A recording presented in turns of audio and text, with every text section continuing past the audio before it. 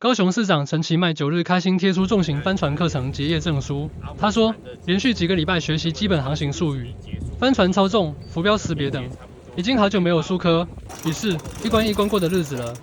仿佛回到学生时代。只是医学系每次的考试范围更可怕。陈其迈也说，未来可操控帆船，更了解就在我们身边的海洋，更安全与海共度美好时光。期待从海上看高雄，真的很美。陈其迈也提到，市府首次于爱河湾林雅老铁桥旁水域开放独木舟、SUP 板、水上脚踏车等非动力水域游憩活动，可以直接租借浮具，民众可以什么都不用带就来体验水上活动。